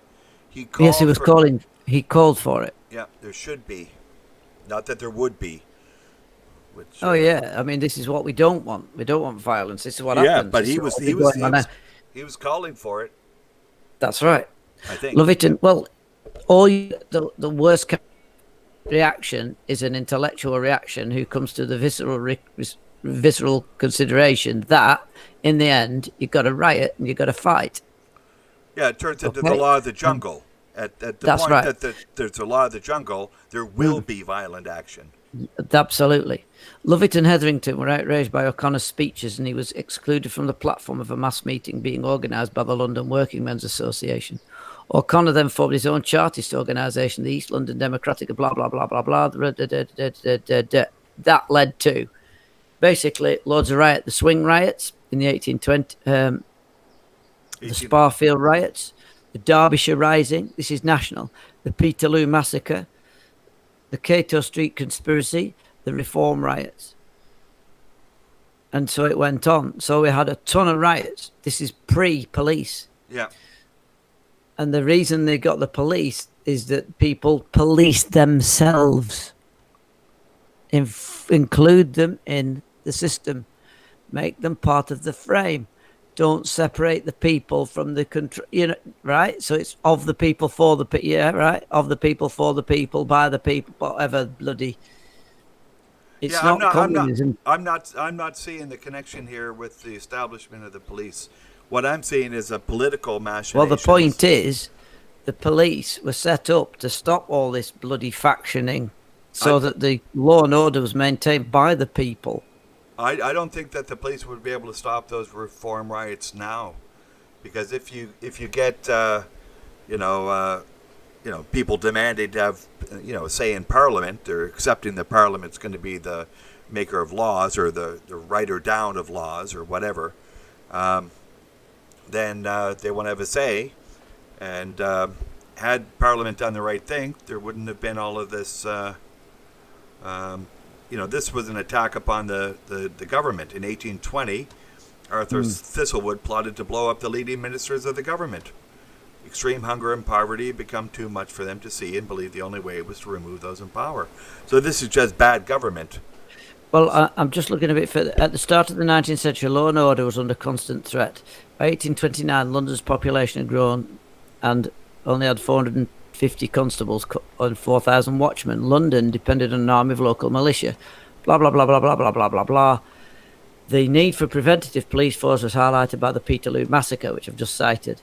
The tactics for preventing and dealing with crime in London were often inefficient and caused more problems. Added to the situation was the apparent growth in homicide, robbery, theft and burglary, all of which were increasing as a result of Industrial Revolution. So what happened in the Peterloo massacre, apparently, is that the army had been ordered to arrest Hunt. So they brought in the army. Yeah, they just shot everybody. And then they shot 11 people died, apparently, and 400. Oh, God, yeah, they just opened fire. And that set off a chain of events to get, load of civil unrest. Everybody's going, well, fuck you then. So they set the police up so that people would manage themselves. And, so that they wouldn't have to call in the army. Correct. And so that look what's happening. And that violated the principle of Peel, right? So Peel's principle would have been violated. Well, the police was a direct result of the riots, because Peel realised that you can't just send the army and you're just going to have a revolution. And at the point when the British industry was absolutely taking off, you don't want the whole thing collapsed. I'm wondering. You see, we have language here, so we have a hiding of the framing. The crowd were peaceful and defenseless, but the army had been ordered to arrest Hunt. Now, had been ordered is a passive verb. Had been ordered by whom? And so we don't have a name attached to it. So it's that person who and again, arrest Hunt on what charge? So we don't have the charge of Hunt. So it looks like we have, he didn't do anything unlawful. So why was he being arrested? And who ordered the army? Which I don't know if that's even a legal thing in the UK after the Magna Carta, because that's what King John did to get everyone so upset. So here we have in the writing of this things hidden that should be very clear on what charge was being arrested, and who made that arrest warrant, and who then ordered the army to execute that arrest warrant. So much is hidden. And if this is the event that led to the establishment of the constabulary of the UK, we need vastly more information about the inception, because the inception might have been an early suggestion of problem, reaction, solution. Well, here's something interesting for you. There were many problems with the police at first. Most of the early police recruits were unsuitable, often due to being drunk, and soon resigned or were sacked. Many people, rich and poor alike, hated the police. Many policemen suffered violent attacks. Some people drove their coaches straight into policemen out on traffic duty. They did not like being told what to do by somebody in uniform. This is 1829, so nothing's changed. 200 years ago. In 1833, a man who stabbed a policeman to death during a political riot in Cold Bath Fields was found not guilty of murder. The judge felt that the 500 peelers, that's the police, brought in for crowd control had been an overreaction, that policemen deserved to be stabbed. Oh, man. Fucking hell. Yeah. So that swings us back swing back to today. Well, I wonder what the reaction of kneeling on somebody and killing him would be. Well, I think we should fucking kick off. There you go. Boom. Boom. So nothing has changed. We Apparently are nothing. We're back. pre-Victorian. We've gone back 200 years. Yep. Look at that. Oh my God. That was time well spent. In the meantime, we've designed all these devices, all this wonderful technology, better food, better health, and we're fucking kneeling on people because they're poor and feel the need to steal. Well, I don't even. That's not even been shown. Nothing, In fact, not one step forward. Mens Rea would say he didn't know he was passing forged currency, because no one who passes forged currency is going to just cross the street and sit in their car and wait for the police to come up and get them. Nobody's that stupid. I mean, really? You know, if they can drive a car, they're smarter than that.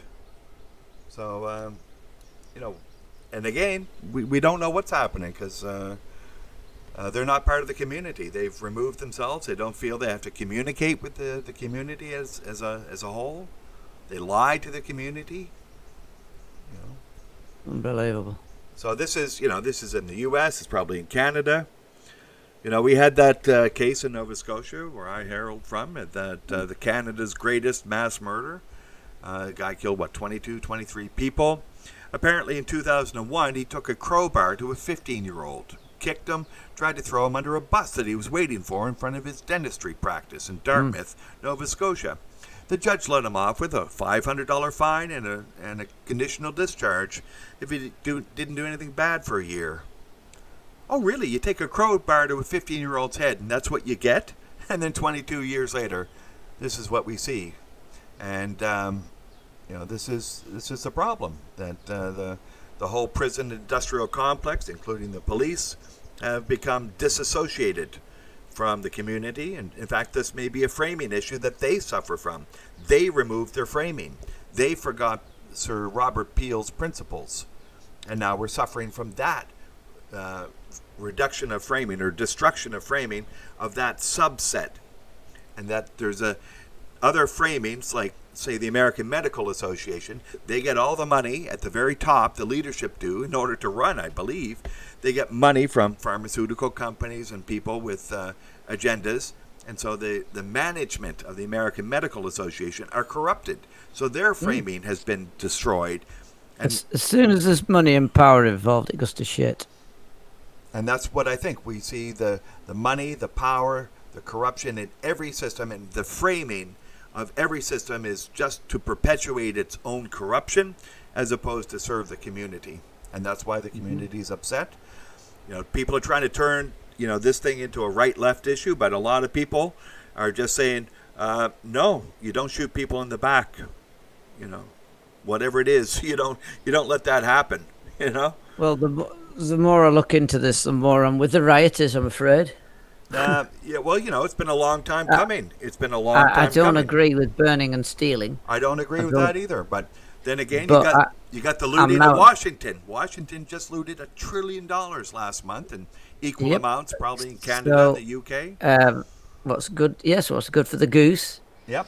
is good enough for the gander. So, looking through history, nothing's changed, and you have some terrible social deprivation.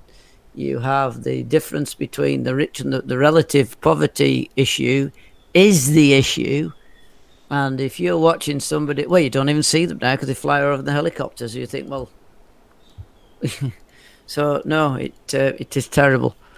And the biggest con of all this is education. The biggest con. It's been shown to be what it is, an absolute sham.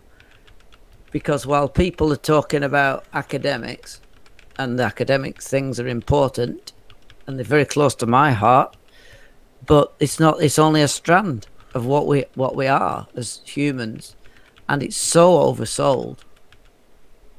When we've got the lockdown, who are the important people? Those who deal with food, those who deal with medical issues, those who drive vans and make stuff, grow food. Where's your academics then? Well, you're screwed. Yep. So, yeah, it makes this work. Basically, they want the nice sheeple locked up for 6 hours a day so they can their parents can make money. Yep. So that they end up, anyway, I don't want to get in. Yes, no, It's it seems to desperate. be going down the tube. It's desperate. I just wrote a comment about the law of the jungle. I see that arising out of what we see, the destruction of the framing of the discourse in the community, all the discourses. And these people, these leftists, these nutsos are trying to remove history. Well, that's not going to hold with a lot of people. You can't just destroy your history, good, bad, or ugly. You can't. Leave it up so everyone can see it and talk about it. Yeah, I don't like the fact that these guys were slavers. That's wrong. But sometimes people are just born into a community and don't focus on that. They had better things. Thomas Jefferson was better than the slavery culture that he grew up in. And he was looking at different things. So don't remove him totally, but say, he should have released his slaves when he was younger and awoke. Well, it's a nonsense. I mean, who sold the slaves to Johnny Whiteman? Well, that's right. It wasn't the white guy, was it? Let's go down and interview the people from the Gambia and see what they have to say about it, Go to Kunta Kinte Island and find the descendants of the people who captured the Africans and sold them to the guys on the ship on Kunta Kinte Island in Gambia. They renamed it after that Roots movie by Alex Haley, a great movie. Yeah, why are they not burning down New York and Ellis Island? Well, a lot of those people came as indentured servants, which is... There you go, that's what I mean. The indentured servant, that is slavery it's just a posh word for slavery. No, it's not. Okay. No, there's a difference. They agreed to... Well, yeah, okay. I absolutely agree. Okay. Yeah, there's a difference. There's a semantic difference, but the reality was you're tied to somebody's arse for 20 years and you better work your debt off. Yeah. So... Yeah. And then hopefully at the end of 20 years... that's what you got your transport paid and you that's get right, to learn the language and gain the skill maybe. Okay. Yeah, fair enough. But you're a bit knackered by the time you come out of it. Yeah, that's right. It's all but slavery. Okay, fair enough. It's all but slavery. All but. It's a slim difference. I bet the psychological difference is nil. Yeah, really. You can't run. Yeah. Nowhere to run, nowhere to hide. But this is, we got Bad Max here. I agree. I saw Dave Chappelle's 846. And, I'm going to open up a discourse subject right now, which I ran into when I started having to teach grammar. Eubonics is a language that seems to emanate out of the subjunctive mood. And the subjunctive is the mood we use to delineate orders and commands. Collect the hay and be quick about it. Well, there's the subjunctive mood, be quick. And so this is slavery. Dave Chappelle said it's much closer than people think, and maybe he's right because it's still in the language of the hip hop movement or whatever. They seem to be reveling in it as opposed to moving on and forgetting it, because ultimately there were pockets, not everywhere, but there were pockets of people who mistreated black people just because they were black, just because they thought they could get away with it. And so the momentum of slavery continued, even though officially it had ended. And maybe this is still in the psyche. It's certainly still in the language. So until it's removed from the language, it'll be in people's psyche. And there have been vicious and unacceptable transgressions. And, you would hope that over time it gets less and less, but we don't see it getting less and less. We want zero incidents of anti-community behavior from police in the United States, in Canada, and in Toronto during the G20, whenever that was, 2004 or something like that. We saw grotesque anti-community activity. There was a committee charged to review this, and the chief of police was found guilty, and he was unrepentant. He was unrepentant about the disaster that he committed against the people of Toronto and thus the people of Canada during that G20 meeting. And so, yeah, it happens probably everywhere in the West. We see the mass media. The people of East Germany were upset at all the immigrants coming in, and they have a hard enough time making a living. Suddenly they're paying taxes to go to immigrants, and they're unhappy, and then they get accused of racism when it's not a racism thing. It's just stop taking people's money, giving it to other people. Fuck you. So it's systemic, and all of this anti-community behavior is leading to it's a law of the jungle. The people up at the top are printing $1 trillion and taking it. The people down at the bottom are breaking into a Target and taking. The cops are shooting people in the back. And nobody's taking accountability. Nobody's taking responsibility until the chief of the Atlanta police resigned the first time in all of this. There should be massive resignations, complete destruction of the police union, complete re-establishment of a community policing protocol based upon, and I would agree, that Sir Robert Peel's 9 principles of policing, just go back to that. Holy shit. Yep, that was easy. Easy. Do you know, I bet if you put those in modern words and you suggested it, you'd be lauded as some savant. Yeah, really. It's a forgetting. We've forgotten. Yeah, well, I've done it. That book I'm quoting from is Lectures on Teaching, 1889. I've put forth some of the stuff in meetings sometimes just for a laugh. And they go, "Oh, what a good idea." And I'm going, yeah. And I show them and I go, yeah, modern idea. Oh, nobody's ever thought of that. I said, no, apart from Joshua Girling Fitch in 1879. Yeah. 1889. And they go, what? You're just fucking stupid. This is what happens. If you don't study history, you're doomed to repeat it. I mean, we're repeating it. Fucking hell. Well, there is something different in Sir Robert Peel's time from today. Principle number 2 says the ability of the police to perform their duties is dependent upon public approval of police actions. And police actions are to enforce the law. But the law has been manipulated to, as opposed to keeping, preventing crime and disorder, it's been a social engineering project. And so people are being socially engineered under the guise of law. And this was a fundamental problem, and it's a difference from, Sir Robert Peel's time to today. Today, the governments are trying to social engineer people.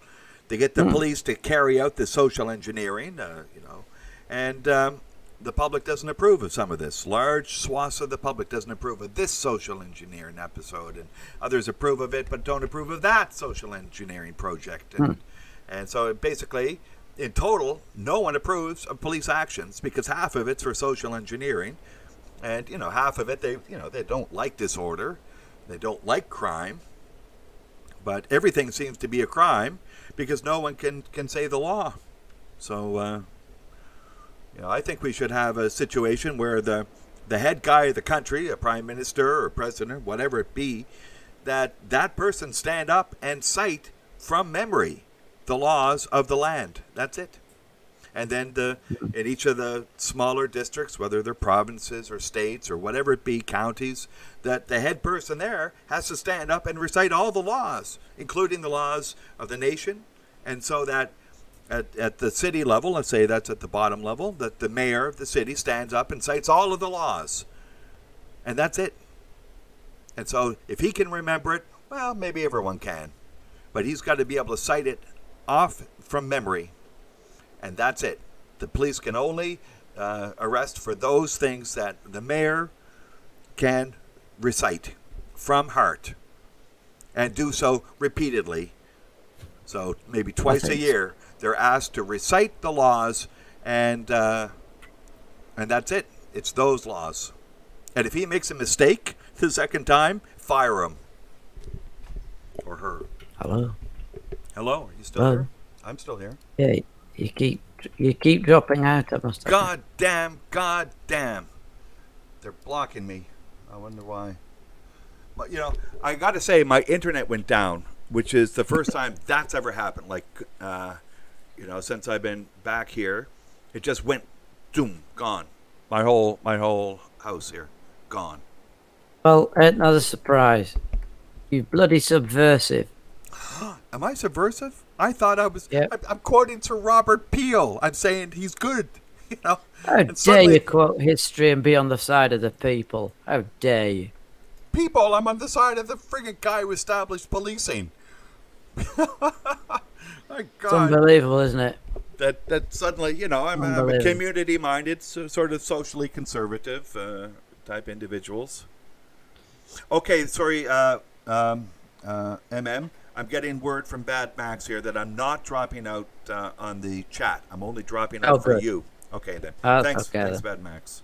Yeah, yeah. Bubbles the cop. Yeah, I don't know. Bubbles, who's Bubbles the cop? Yeah, yeah. Oh, I don't know, but yeah, these cops, they shoot somebody completely out of order, and then they go on, mental disability pay or something. Oh, God help us. you know, really, it's not an easy job. I'm not saying it's an easy job, but it's just, the extent to which you got to get involved with people is very minimal, right? As long as there's peace and no crime, and then you're not doing anything. Sit down on your fucking ass and eat some donuts. But when a psychopath starts doing bad stuff, then you got to act, and you got to act firmly, and just be open with what you did. He was a psychopath, so I killed him. Oh, okay, thanks. Want to go out for a beer? Yeah, okay.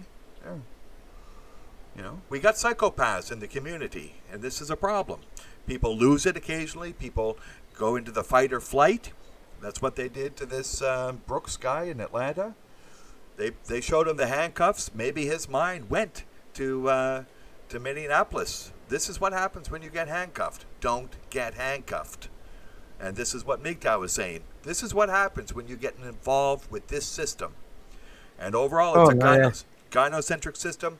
This is the police industrial complex within the gynocentric system. Do not get involved. Do not engage. Disengage. Do not engage. I Yep. keep saying it and Yep. saying it. My God, I wish I were Yeah. wrong. Yeah. Not just use of were. Oh, that's the guy. Oh, he's the guy. Oh, yeah. Bubbles the cop, right? Somebody blew bubbles at him.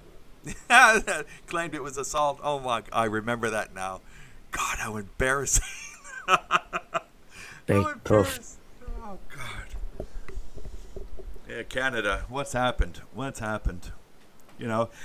thought there, I was young, and we saw things changing. We saw the hippies, and we thought, okay, we'd like to make it, as George Bush Sr. said, a softer, gentler America. It didn't turn out that way. It's now a fucking police state, and everyone sees it. It's a police state, and it's law of the jungle, because For years. the extent to which the police need force is the extent to which people don't cooperate. So it's now officially law of the jungle. And the criminals are up at the top, stealing money left and right, putting young people into debt. This is unsustainable. As I say, men should start prepping, because I don't see this ending well. The economy is like spiking up and then spiking down. There's millions to be made every day on this volatility going up and down. I don't see this ending well at all, anywhere. Well, that's not quite true. There are countries that are pulling away from this. They see this like a mad elephant, going. They're a bull in the china shop, and they're grabbing some china and running the hell out. Countries are going to jump ship. This empire is about to be reconstituted, and we don't know what's going to happen. But the American military are fractured. They don't want to be called into this domestic dispute. But, they may have to protect certain things, and let's hope that the command and control over the nukes and the chemicals and the biologicals are all maintained throughout this. They've got some resources to protect it, but ultimately, Americans have got to clean up their act. They have to re-establish framing. I don't know how we can put that, Framing. We're going to have to work on that. Mm-hmm. Restore history, restore Winston Churchill's picture next to Hitler and Stalin. and just stop the people from censoring Shakespeare on closed captions. This is absolutely uncalled for. We have to remove the corruption, reestablish framing of a community, as opposed to the framing of a social engineering experiment. That's it. Could you do me a favour? Could you call me back, because you keep dropping out and I'm missing most of what you say. Okay, no, I'll If do I that. drop this call, could you give us a ring back? I certainly will. Let me do that now then. That'll be all right. Thank you. I'll Yeah. just kill it. Yeah. Okay, we're going to try to reestablish a call to MM, and yeah, we're into some technical issues. They closed us down. I believe they closed us down, and so we're trying to reestablish. I think it was MM at the first. I heard him go robotic, and then they closed us down. And are you back? Yeah, you're still breaking up. I think I might need to reboot and come back. Yeah, it may be. I on just your wonder end. if it might be my end. Because I'm looking pretty clear here. My internet's back up, and well, my internet, it's 5:30 here a.m. There's no should be no traffic. contention rate. Yeah. I don't know. Anyway, he'll probably give me a note in the chat, and then I can recall him.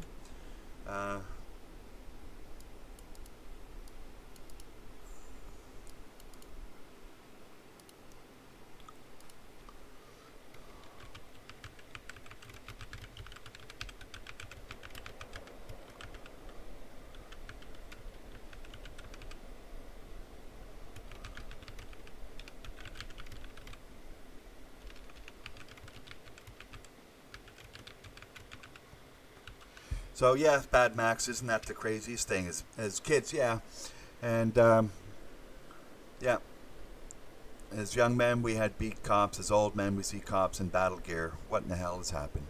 And yeah, the kids growing up today, they don't see that these people are supposed to be just members of the community on a full-time job, just watching out for the interests of the community. But they don't see that. That was Sir Robert Peel's principles and vision. But what they see is social engineering. They see the cops out there trying to do this, trying to do that. And then, for half their life, they see the cops beating people up and arresting people and threatening people because they're smoking a joint. Now they can smoke a joint. And the cops don't do anything. So they see complete arbitrary, a destruction of framing. So, when I grew up understanding sort of lawful behavior, not legal, but lawful. What is lawful? And it's not legal. They're not the same term. It's not the same word. And so, this is the situation that the police were, enforcing anti-lawful legal statutes. And so, there's no possible way that a parliament or a Congress or whatever can make legal an action that is unlawful. You can't do that. That's just no. You can't do that. So first, it has to be a lawful act, and then they make a statute about it. Outlining some stuff. So yeah, pants up, don't loot. I know, DB Cooper. You think it? You think that at yeah, my God. I know. Smoke a joint, but don't sell single cigarettes. Where was that? Staten Island or something. Somebody said it was a hellhole. Leave the guy alone. He's trying to make some money selling single cigarettes to people on the street. What the hell's the difference?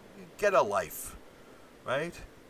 So, but yeah, this is it. DB Cooper did Hollywood and the the people at the record companies set up this gangsta type of music and outlook to put like a tattoo on people. Okay, good. And let me see if I can get you back in and have it work. My God, don't know what they're trying to do to us. There, I just sent an invite, and but yeah, nobody wants to see young men, black, white, or whatever, walk around like losers and invite the police to hassle them. This is not MGTOW Monk Level 4. This should be the way of the future. Just stay invisible. Gray man, you're in the jungle now. It's law of the jungle. They're trying to socially engineer. Don't fall for it. You're back. Hi. Yeah, you're still bouncing. It's obviously them interfering. So I've got a great internet connection. Okay, hold on. I got a better idea. End this call, and then you call me like you did before. Okay. Good.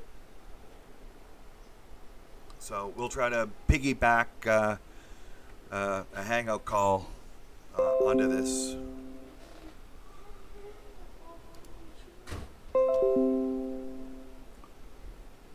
Okay, I'm going to join a call here with Monk Music. Just setting it up. He's called me this time. See if that's better. I see my icon. And I see Yes, his. I've got your. Oh, and it's gone off. It came up and went off. I see that myself. Now, I wonder how we're getting along. Well, the sound's better. Okay, I'm going up and down to see if it's breaking like a sine wave. It sounds okay to me. Woohoo! So what I've done, I've put my own face on, so I've got something, at least a picture. I don't have to look at it, though. I can minimise it. Yeah. Minimised it. Yeah. No, people are doing stuff. We're here. It's like talk radio. Welcome to MGTOW Talk Radio. We're here with Monk Music, and God, you've gone again. Oh God, no. Oh God, no. And it was doing great. Damn it all! It's all bandwidth, outgoing video. Well, you don't need a high level of outgoing and ingoing video. So I'll cut off all the as long as it sounds okay. Yeah, that's right. Let me see what I'm on here. I've turned my camera off. There's no point if it's going to be that bad. So I've turned it off. That might fix it. Don't need the camera. Okay, I'm going to go to audio only on incoming video and see. Maybe that'll help on my end with the Google Hangouts. But we may have to get off of Google Hangouts and go back into Discord.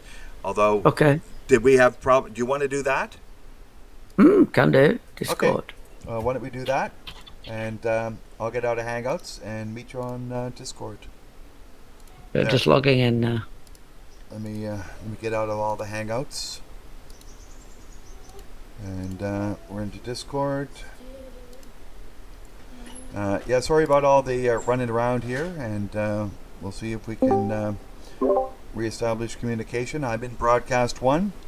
And let me turn the Discord audio capture on. Still on the screen, I've left up to Robert Peel's 9 Principles of Policing. Was very prescient. I said it wrong.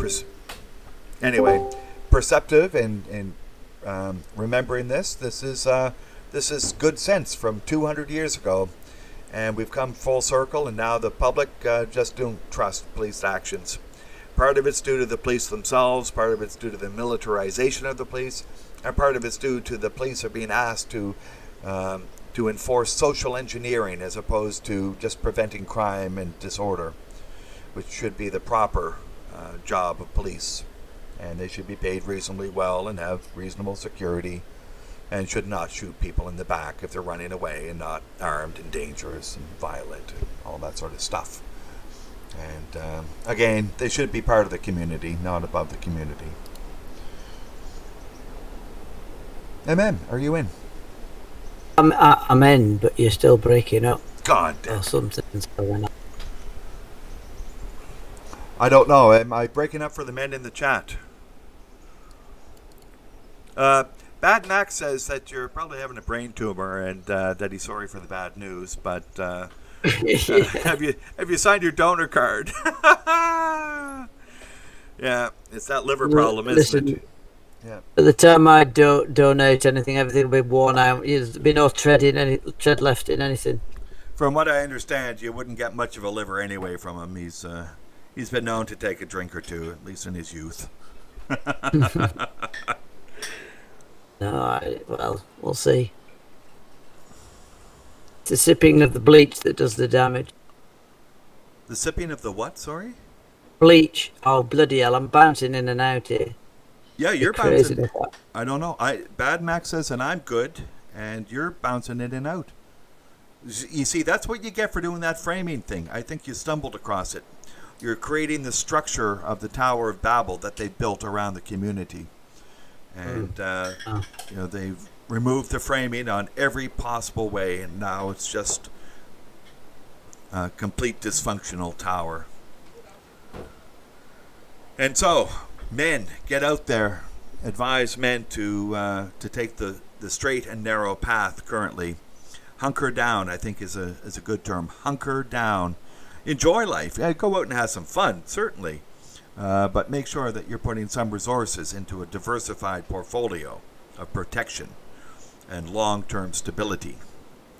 And, we all know that the last thing you want to do is to interact with this system, the gynocentric system and all its subsystems. They don't care about men. They dispose of men. And, any blue-pilled man who's out there who's, got some baby mom and some dysfunctional family that the government wants you to have, you're in a bad way. Sorry, buddy. I don't know what the hell you do, but, you go out to a birthday party, you have a couple of drinks, and now they shoot you in the back. You balk at being handcuffed because of the mass media pumps you up. You can't listen to them, but you can't listen to anyone. In fact, for God's sakes, don't listen to me. But listen to Google, because they've just removed first Churchill, and now they've removed MM. So we're in no luck. Are you back yet, MM?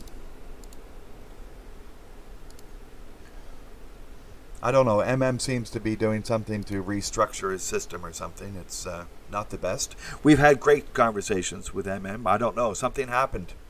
They're on to us today. They're hunting us down, shutting us down. I don't know. I don't know. Maybe they don't have the power to do anything but flip us off once in a while. Hear me? I do.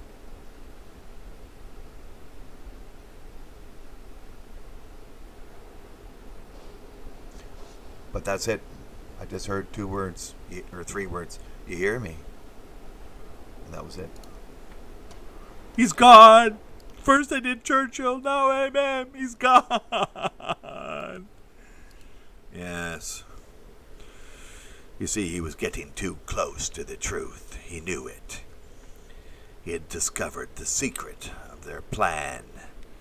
First, they were going to break the framing. Echoey voice. Wow.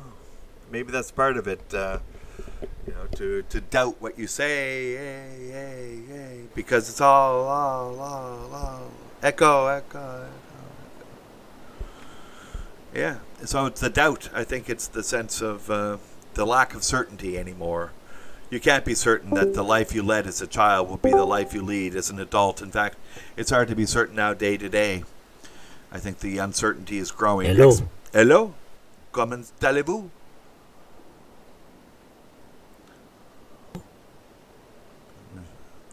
Je suis Victor Valius. Et tu? Royaume-Uni. Echoey voice. I'm getting a little bit of echo now from you. It's just, actually, you're just cutting in and out a bit. I don't know why. We're on. Bad, I don't know if... No. The string's gone slack. We got to stretch another string. It'll be a long stretch. Yeah. No, welcome everyone. We've got apparently a large number of concurrent viewers. We're discussing what could have led that unfortunate man in Atlanta, Brooks, I believe his name is, to at the very last minute, from being reasonable in the not pleasant situation of having a breathalyzer and failing it. He scored 0.10, and I believe 0.08 is the limit. At least it was when I was young. And so, but then they wanted to put handcuffs on him, and then he balked and bolted, and then they tried to tackle him, and he got away, grabbed their taser, shot the taser, and then they shot him in the back. Backstabbers, backshooters. This is like the lowest of the low in America, isn't it? Somebody stabs you in the back. I mean, they're the worst. So here we have the community stabbing this man in the back. He was running away. He wasn't a threat. They knew it because they ran his license through the system. It doesn't look good, but at some point, the police may be overstepping, and I think they are in an evaluation of Sir Robert Peel's principles of policing from the early 1800s. They've strayed way, way, way, way, way beyond that. Give the guy a summons. You got his car, you got his license. He ain't running anywhere. Where the hell's he going to run to? Why does he want to run? Yeah, see the judge, next week. Thursday good for you? Here, go see the judge. Yeah, see, they don't allow for a bad day. He came from a party. He's probably working 2 jobs. This blue pill situation. He's got his baby mama trying to buy, love from his baby mama and kids. Trying to be a decent provider. Trying to live the white picket fence dream and the dysfunction of modern day West. This is horrible. This is another man who's gone because he tried to play the fucking game that they wanted him to play. Yeah. Migdal Monk sounds like Churchill. Oh my God. And we will socially engineer them on the beaches, and we will socially engineer them in the streets and in the villages and in the office towers. We will never stop socially engineering them. And we're going to get the police to beat the shit out of you if you try to resist being socially engineered. It's okay. It's okay, can't beat the thinking out of me. Yeah, that's right. There we have Boethius, the consolation of philosophy. They can take everything, but they can't take the way you think. And if they take that, they take you. If they give you a frontal lobotomy as opposed to a bottle in front of me, then, okay, I'm gone. I've had a good life. You can take my body and put all the money you want into it to keep whatever's left alive. But I'm as long as I got my brain and my little vessel of consciousness that goes through time, you can't take that from me. I know you're evil. I know what you're doing is evil. I see it. I see that woman in Australia with the sandwich board. You don't tell me about fucking statistics. And I don't see any other women in Australia with sandwich boards going out and protesting this with their young kids. After seeing that video, everyone knows it in Australia. It's a small place. That sort of news travels like wildfire. I don't care about the statistics. They got the message. Australian women got the message. Stay the fuck home! Stay the fuck home, you stupid Australian women with sandwich boards. We're gonna fucking take you down. That's a fucking quote from the Australian police. We'll fucking take you down. Those pieces of shit. Every country is following the same path of, the police come in and bullshit at you at every turn.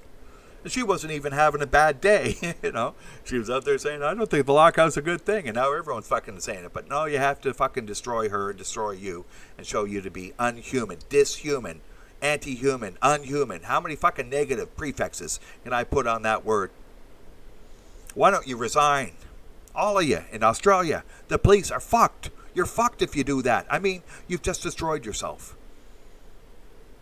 Maximum force, minimum. What did Robert Peel say? Minimum voluntary observance. And she was actually doing, lawful protest, sandwich board. I don't like it. I think it's wrong. I think it's stupid. I think it's bad. I don't think it's well researched. No, you can't say anything against the powers that be. Yeah. And now the powers of the judiciary are to silence people, to censor people. They're censoring Winston Churchill's picture. Look at this. You can say what you like, but you better be ready to bear the consequence. Yeah, see, that's it. What's the point? The Leviathan is taking people down. It took Winston Churchill down. You think you're safe? You think you're safe? You can't even get Winston Churchill's picture from the censors. Who in the hell are these people? Who in the hell do they think they are? Yeah, he may not have been a perfect man. None of them were. Some of them worse than others, I'll give you that. Joseph Stalin made a really fucking bad omelet. I mean, it was absolutely hideous. And Winston Churchill wasn't that bad.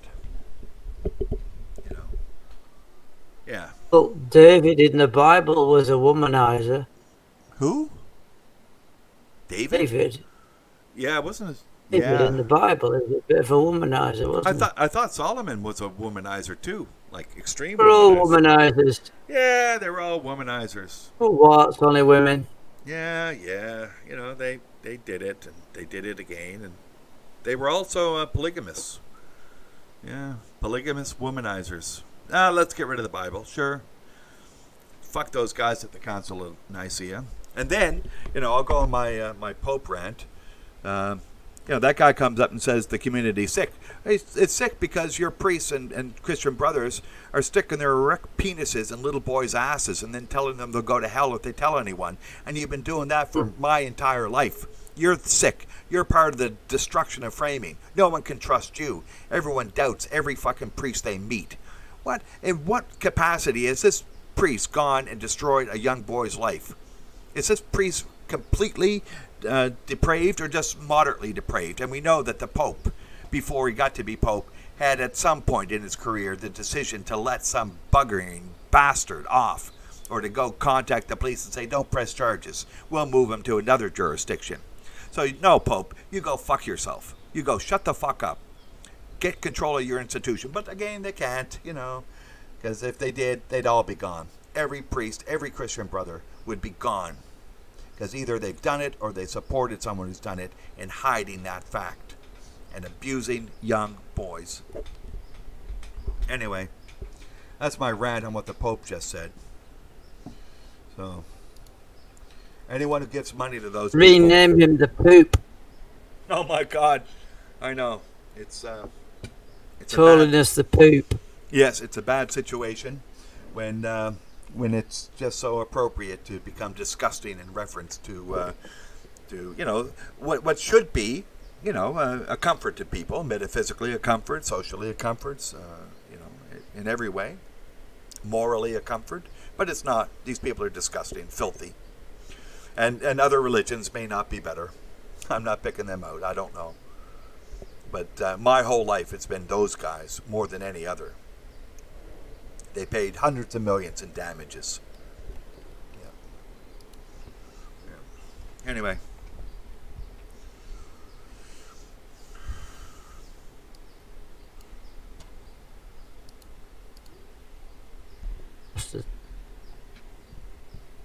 Oh. A set of tits. I don't think they care about that, but at least the priests don't. Oh God, how disgusting. Anyway, yeah, this is it. This is the destruction of framing. All framing in the community has been degraded, devalued, destroyed, de-evolved. Are we not men? We are Devo. De-evolution. Just put a plant pot on you.